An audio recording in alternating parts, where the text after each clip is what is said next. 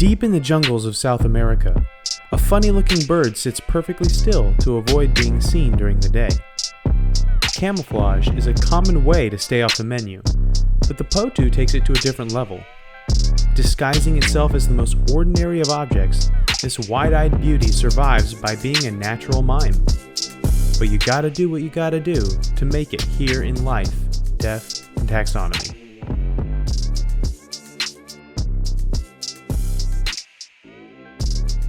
Welcome back to Life, Death, and Taxonomy. It's your 30 minutes of interesting animal info, and I'm Joe. And I'm Carlos. And today we're talking about an animal for the 100th time. Woo! And we're announcing the winner of the listener's favorite part of the show, which you voted for on Twitter and Facebook. Yeah, I'm excited about that. I was surprised at the turnout on Facebook, but I kind of figured our community of listeners is on Facebook more than it is on Twitter. Thank you, Facebook listeners. So if you're out there and you only follow us on Twitter, go ahead over and check out Facebook. That's where the real fans are. We do both. Let's get something going on Twitter too. Yeah, that'll be good. So, are you ready to hear the announcement, the vote winners? Am I ready? Yes. Personally? Yeah. Emotionally? Yeah. No. Okay. Here, the official listener's favorite part of the show is Measure Up. Yes, the day has come. That's right. Is right. You came out to the polls and let your voices be heard. With Twitter and Facebook polls combined, 65% voted for Measure Up as their favorite segment. And I want to thank everyone who voted, especially those who came out and ended up staying on our Facebook page. We had some people that liked the Facebook new page. likes. Yeah. But since it's a lot closer than I thought it was going to be. Yeah. And since it was so close, it's clear that Critter Groups has its cult following. So it's not going to go anywhere. It's a cult classic. Yeah. Like Futurama, I guess. Or Willow. Yeah, Willow. It's hard to the line between cult and like just full on popular is very thin. I don't know what it means. It's just what Netflix tells me about things. Cult classics just mean like a small community of very loyal fans like support that thing. So like Firefly is considered a cult classic or a cult TV show. I think there's a large number of fans of Firefly. That's what I'm saying. It's like number large and small is relative. I mean, it's not like The Walking Dead, I guess. Yeah, it's cult compared to Star Wars. Anything that has fewer fans than Star Wars is a cult classic. So everything. Anyway, we're kicking off this 100th episode by talking about a weird bird. We love weird birds. We do. And do you know what weird bird this is? You're actually supposed to introduce it. I am supposed to introduce it. I was trying to buy time because I forgot to pull up the taxonomy. But we're talking about the common Potoo. We like to say Potoo because it's more fun, but it's technically Potoo, I would say. Probably, yeah. And it's so common. It is. It's not common around my house, but it's common in the place it lives. I wish it was common around my house. Common usually just means brown or gray. Common is a color. Yeah. Not the rapper. Speaking of common, not a color, would you like to hear the taxonomy for it? I would like to say some nicknames first. Okay, we'll get the order of this down maybe by the 200th episode. All right, yeah. That's our new SMART goal. Yeah. So the scientific community calls this a pour me one. Uh-huh. Like, I don't know, pour me a drink, I guess. It's based on the way that it sounds when it's calling, but I have yet to hear a Potoo call that sounds anything like it's saying pour me one. Do you have a recording of the I do Potoo have a sound? Recording if you would like to listen to it. Yeah, let's see if you can hear pour me one in this.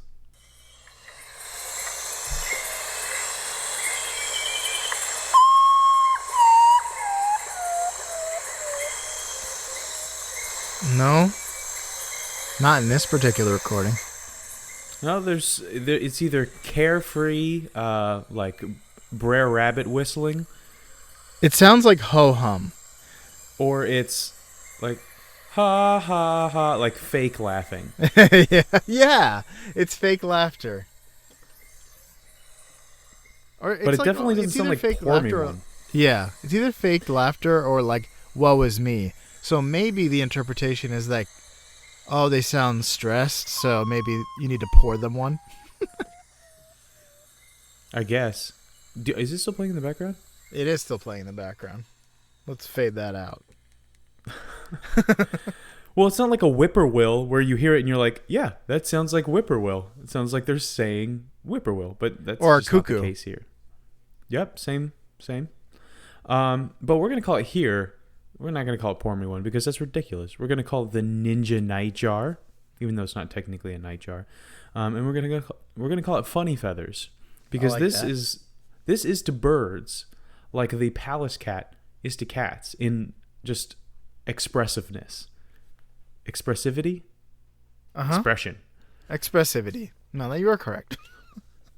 They can be creepy, insane, and adorable all at the same time.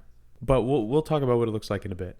But here we go with the taxonomy into the wild blue yonder. The kingdom. You know it. You love it. You're in it for the 100th time. Animalia. The phylum, probably for like, do you think we've done 50 things with spines that are in the phylum Chordata? For sure. At least 50? Or way I would more? say probably 75, maybe 80. Despite the fact that you love things that are invertebrates, like octopuses. Octopi. I know, but I do. It's just we do way more mammals and birds and reptiles and amphibians than we do just like insects and cephalopods. Even though there's most of the things on Earth are insects. Yeah, we just haven't gotten to them all yet because we have to space that kind of content out. It's really depressing and brutal. Insects and squids are among the most numerous things. Squid. Oh yeah. Squid, yeah, squid's crazy. Like there's loads of it. We talked about that in the first episode. Yeah, which is a good thing because they're a tasty morsel for a lot of predators. Moving on, the class is aves. You know what that means. You know what kind of animal that is? I'll wait. The kids at home, what kind of animal is an aves? That's a bird. You're right. Good job. If you answered. If you didn't. Are you going full Dora Explorer? Dora the Explorer, yeah. And the Temple of Time or the Temple of Doom? I'm just buying time because I'm dreading the order, which is Caprimulgiformes. Yes. Caprimulgiformes? I'm going to just say it's a hard G because, yeah. But do they have, you usually see J's in Latin? I don't see why I have not seen a J in Latin.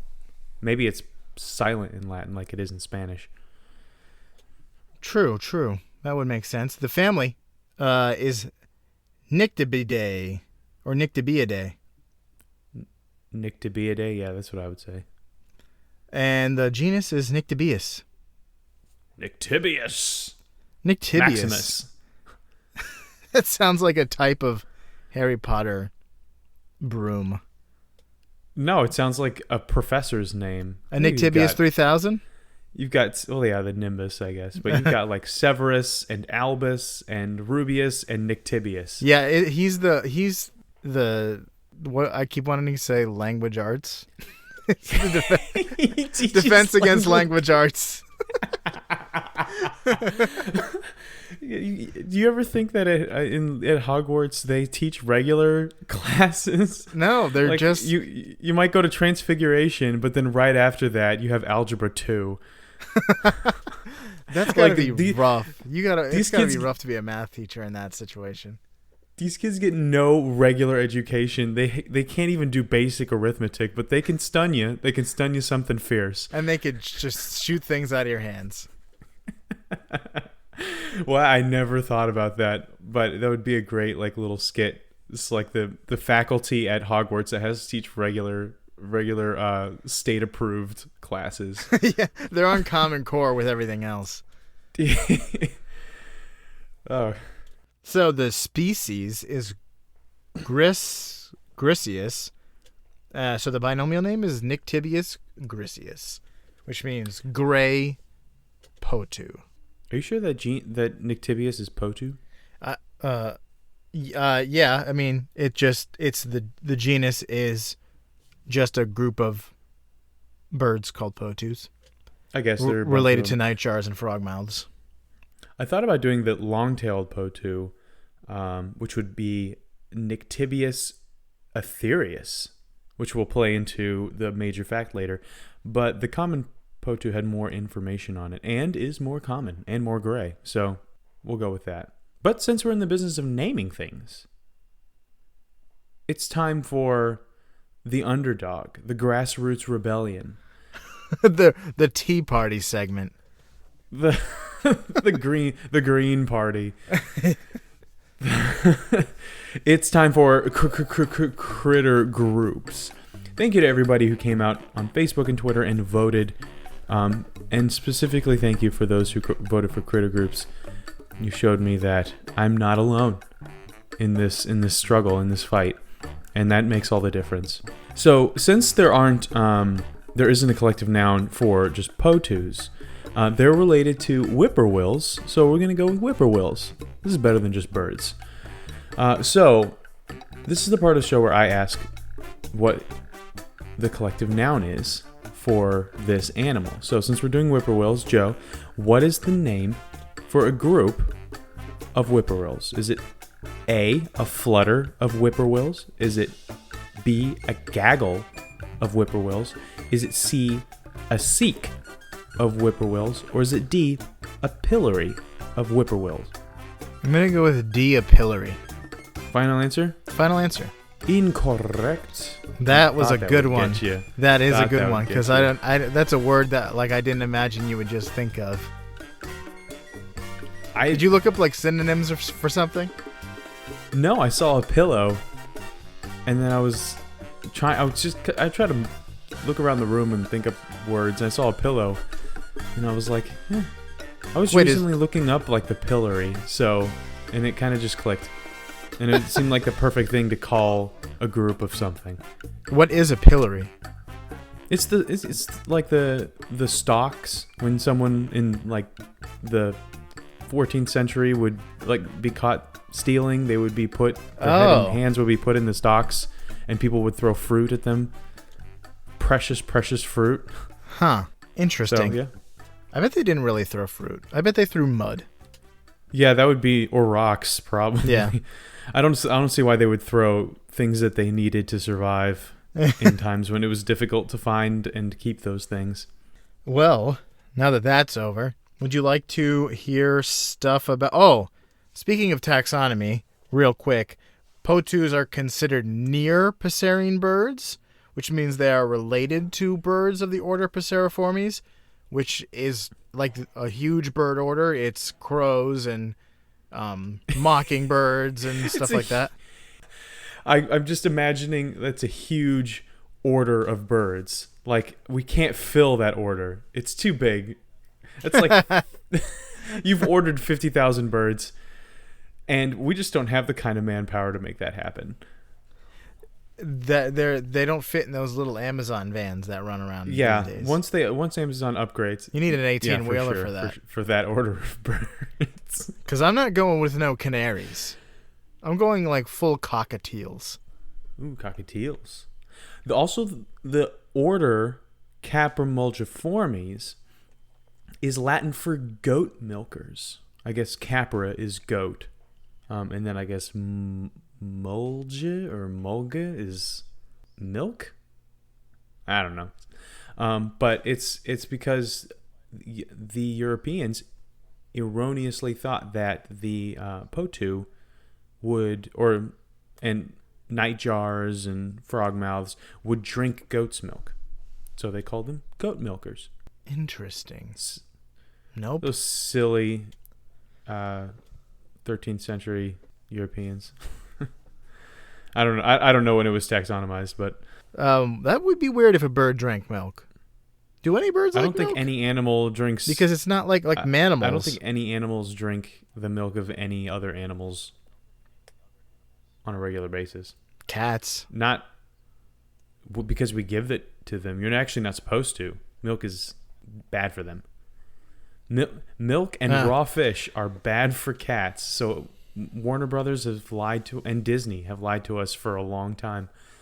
Well, cats love milk because it's high in fat content, and they know that, or they can taste that, but they're just drinking their doom. Yeah, they're drinking judgment upon themselves. They're going full Corinthians on them.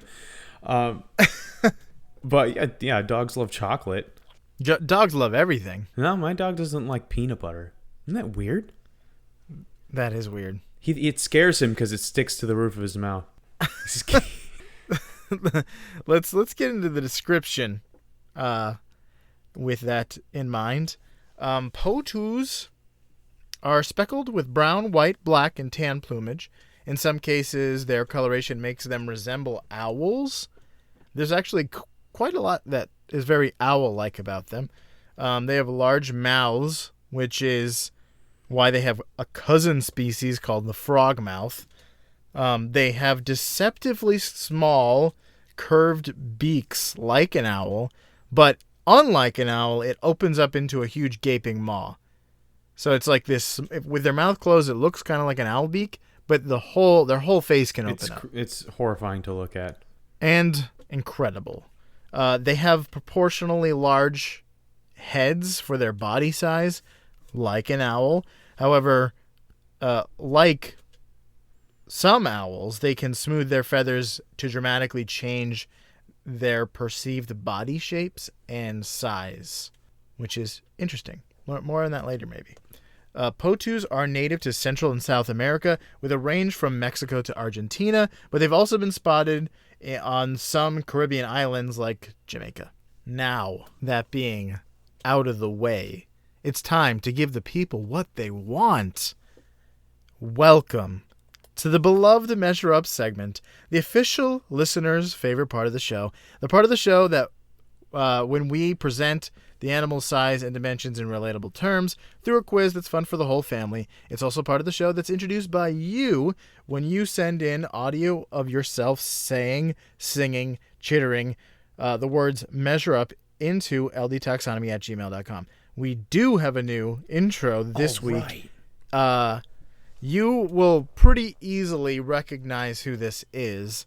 But for future Measure Ups, if you send in an intro, tell us something that you want Carlos to guess about you, be it your age, your hair color, something like that.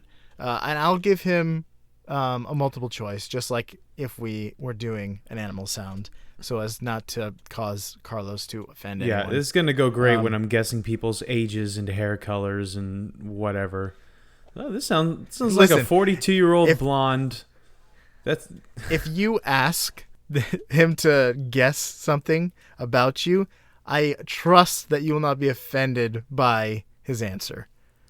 I don't know. Some people set it up like, "Who guess how old I am? 40," and you're like, "I'm not 40." They just don't guess in extremes. 40's not extreme. No, it isn't. So this is going to be my guess forever. Yeah, well, I mean, even if you're young and you have a 40-year-old voice, that just means you sound distinguished. Yeah, what if we accidentally offend, we'll just find a way to spin it so that it sounds good. Yes, everything is positive. But without further ado, the listener's favorite part of the show. Measure Up. Hey, Andrew. That's right. Yes, long-time listener. First-time Measure Up sender? I think this might be a second He has time. to have already sent a Measure Up. We have to have pestered him into doing it. Yeah. But let's get into length. The Potoo is between 33 and 38 centimeters long. Let's call that 35.5 centimeters or 13.9 inches on average. we do not. I do not have a question, but somebody else does, which I will pull up in a timely fashion. Hit me with it. You're not prepared yet for how timely a fashion I am going to pull it up, because it's happening right now. How many Potoos into the width of La Casa Minia, the narrowest house in Argentina's capital, Buenos Aires? La Casa Minia. That sounds like my sister Emily. It is your sister Emily, but she said La Casa Minima. Minima. Oh, minimal house. Yeah. In she has also provided a hint, if you would like that. Of course, there's always a hint. The house sits at the center of a large building that was once all one home. Parts of the home were sectioned off to be sold or rented. As a result of bad math and planning, the owners were left with a small sliver in the center of the building, which they decided to make a standalone home. So, to recap, how many Potoos go into the width of La Casa Minima? The narrowest house. This is a pretty narrow house. The whole house is this narrow. Yes. While you think about that, thanks to Emily for the quick turnaround time. I asked her if she wanted to send one in for the 100th episode, and she said, absolutely. She recorded it quickly. Thanks, Emily. See, it's that easy to record something and send it in. Everyone should do that for Measure Up. Yeah. So you don't have to keep guessing animal sounds? That's great. But now I kind of want animal sounds so I don't have to guess people's ages and stuff like that. Well, maybe they won't send that part in. So, all right. So the narrowest house in Argentina, 15 feet. If it was a whole house, it was 15 feet across. That's like not even a room. Yeah, I'm gonna go 15 feet. How long did you say this boy was? You have a luxurious house. There's no rooms in your house less than 15 feet by 15. I don't know. I guess most rooms are like 11 by 12 or something like that. So maybe I guess we'll go with 10. Okay. So 13 inches. Okay. 13.9. So 14. So a foot and 2 inches. Eight Potoos go into the width of this minimal house. Let's go to Emily for the answer. Answer: 7 Potoos. La Casa Minia is 8.2 feet across. Oh, that was really close. 7 Potoos. That could be in the victory column. 8 feet. Goodness, if like Wilt Chamberlain tripped and fell over, he'd hit his head on one wall and his feet on the other. If he was still around. There's a local legend, or not legend so much as there's just local rumor that the house, its origin was that it was given to a former slave family by their former masters when they gained their independence, and they just gave them this tiny house as a gift, kind of a bad gift if you're giving them a sliver of a house, consolation prize. But the date that the house was first sold is way before slaves gained their independence in Argentina, so that's probably fake. The real thing was what Emily said, was that it was poorly planned and there were parts of this building were sectioned off and they just were left with a sliver in the middle, and they're like, welp, guess we're going to do an 8-foot wide house. I can beat that record. What do you mean? Just build a narrower house, a 6-foot house. Would you live in a very thin but very long house or very tall house? That seems like a fire hazard. Okay, let's move on to weight. The Potoo is 160 to 190 grams. Let's call that 175 grams or 6.1 ounces. Let's go to a familiar voice for the question. How many Potoos go into the weight of the Gancedo meteorite, the largest known fragment of the Campo del Cielo meteor shower in Carata, Argentina? Oh, Andrew again. Andrew again. And he sounded got- so professional Yeah, about that's a professional voice. And he had to say a bunch of Spanish stuff, so props to you.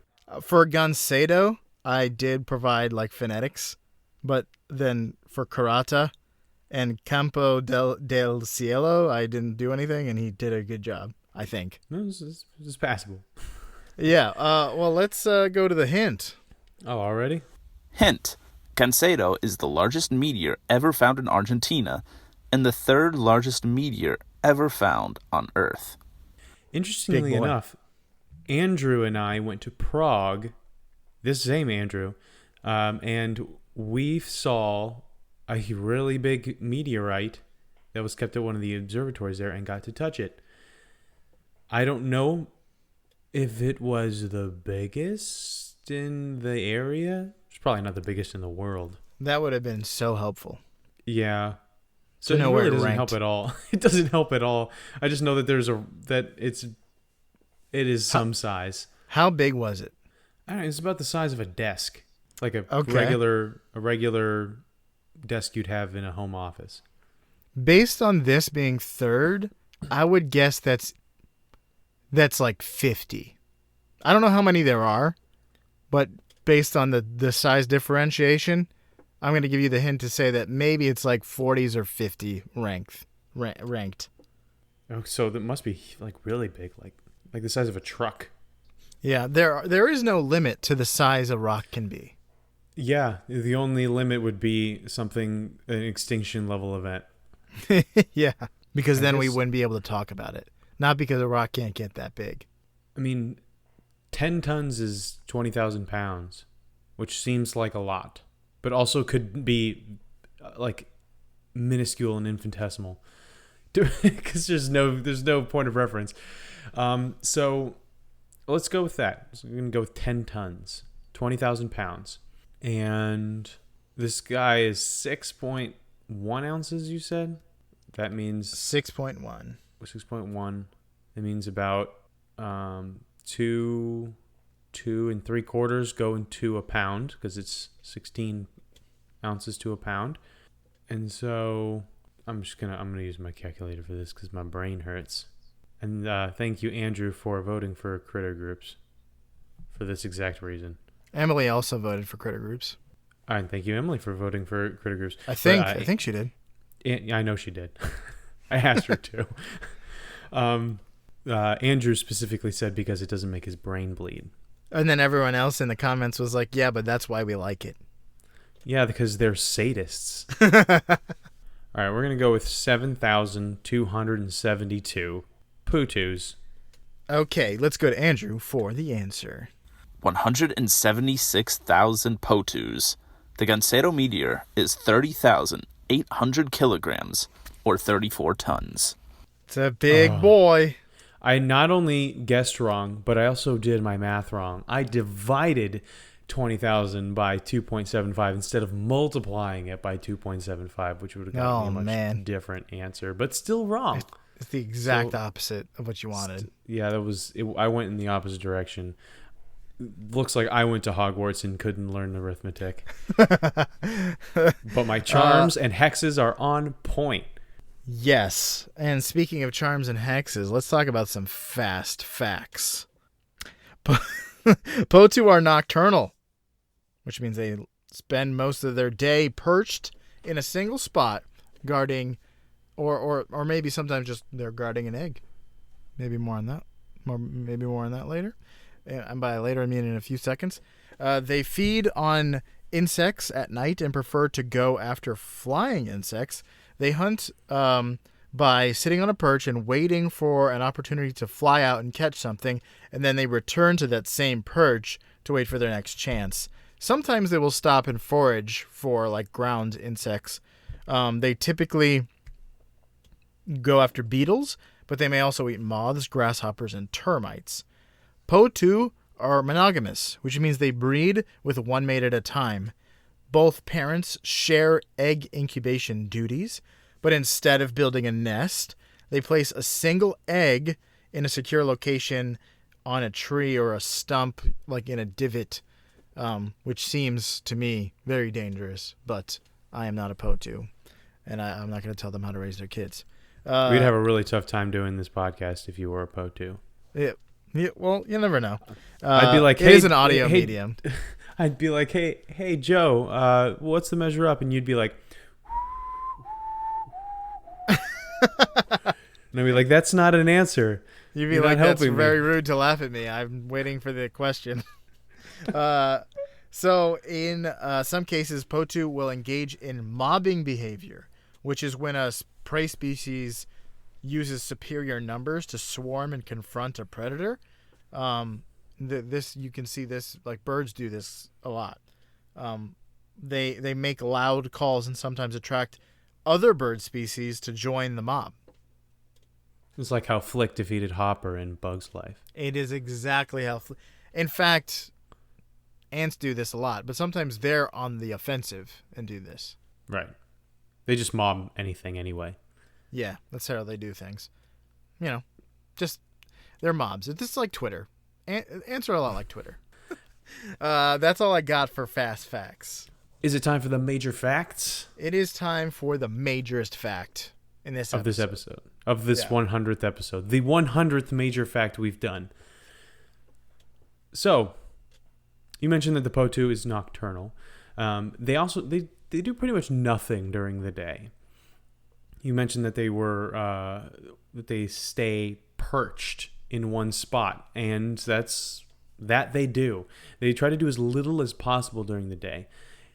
And most of the time they're actually standing in something called a freeze position. Their mottled brownish feathers can make them look like perfect tree stumps anyway, but they go out of their way to stump their enemies. So what they'll do is they'll find a broken branch on a tree, and that's usually where they'll lay their egg. But they'll stand over the egg where the broken branch used to be, and they'll perch there, slightly askew, and they'll freeze. And if you see pictures of this, it can be really hard to see where the Potoo is. Obviously, you're like, okay, there it is, but it looks a lot like a stump. And not only will they just freeze in that position, but they'll also crane their necks upward with their beaks jutting out, and so it looks like a jagged piece of the tree is coming out. Because if it was just their round heads, it would be obvious, because no tree looks like that. So with their beaks kind of sticking up and hooked outward, then it looks like fragments of a broken branch. And they'll also puff their feathers out to create a more jagged outline, because obviously if their feathers are down, it's going to look all smooth, and it's going to be obvious that they're there. So they go really out of their way to look like a stump, and to protect their eggs. So if they detect a predator while they're not in the freeze position, they will slowly make their way to that position so that their movements are undetectable. So it's not like they immediately like just snap to and freeze. They'll see you and then just kind of slowly morph into that position, so that you can't you don't even notice the change. Right? Yeah. A lot of predators hunt based on sight, especially the predators they have to face it off against, like monkeys, tyras, which are like little weasel things, and forest falcons. And not only do they go to all these lengths to look like a stump, they also keep their eyes mostly closed. In fact, there's like a little slit, because you mentioned their eyes, right? No, I didn't, but they are big, yellow, stark colored eyes. They're enormous. They're the big, the biggest marble in the marble sets stuck into this little bird's head. The biggest marble in the Marble universe. The Marble Cinematic Universe. The Marble Cinematic Universe. Captain Marvel is this guy. But what's the name of that one, lemur that has the crazy eyes? Oh, that we talked about. An oi oi or whatever. Ai? Yeah. It's like that. What's the name of that thing with the weird eyes? Oh, it's an ai. Oh, no, it's an oi oi. Yep. But yeah, so it has these crazy big yellow eyes, and the pupils can dilate really dynamically. But obviously that would give them away if their eyes were snapped open when they were standing there looking like a stump. So they close their eyes, but there's a small slit that allows them to still see while their eyes are closed. So they look like when Garfield's frustrated, their eye is slightly open and they're just like peering at you through this slit. Yeah, he's like, he's not sure about you. This guy again, this predator. Although when you look at it, it looks like their eyes are totally closed, but in reality, their eyes are open. So that's all I got. Sweet. That's another episode. The 100th. We've done this for 2 years. Just about. You know that, you know what the average podcast length is before they quit? 2 years. It's like 10 episodes. Really? Yeah. What, if they don't get 1 million followers and then the first 10 episodes are like, this is a total waste of time? No, it's just that the barrier to entry to making a podcast is so low, but the barrier to like doing it for a long time is high because doing anything for a long time is difficult. So, yeah, there's so many podcasts, but very few of them last. Kudos to us for sticking it out. Kudos to us. I'm patting myself on the back right now. But more so, kudos to the people that continue to listen every week, because we would not do this if it weren't for them. It would be a pointless endeavor. We would just sit around and talk about animals to ourselves. Yeah, I'd just call you once a week. Just be like, hey, I learned about this really cool worm. And I'd be like, is it okay if I read you the Wikipedia page for a little bit? And I'd say, sure, but only if I get to do an impossible quiz to you. It'd be really nice if anybody else listened to this. But they do, and that's wonderful. Yeah. So, for you out there in Podcastia, keep your eyes half open. Find a good spot. And pretend to be a stump. Like the Potoo in Life, Death, and Taxonomy.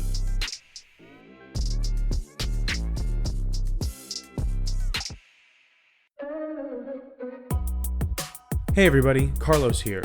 Thank you so much for listening to our 100th episode. These past 2 years have been a blast, and we can't wait to see what animals are around the corner. Also, thank you to everyone who voted for our show segments, and a special thank you to everyone who voted for critter groups. I know we lost, but we were the underdog, and I think we made a stand we can be proud of. No matter what, we love getting participation from you guys and just knowing that you like the show. If you're still feeling in a participatory mood, send us a clip of you saying measure up to ldtaxonomy@gmail.com. You can also leave a review for us by logging into your favorite podcasting app and telling everyone what you think of our show. Thanks for listening, and we'll see you next week. Life, Death, and Taxonomy is my favorite in the world podcast. Yeah, and while you're doing that, listen to the episodes, like, over again. Give us more listens, just because if you're sitting there looking like a stump anyway, you might as well enjoy some animal podcast. Yeah.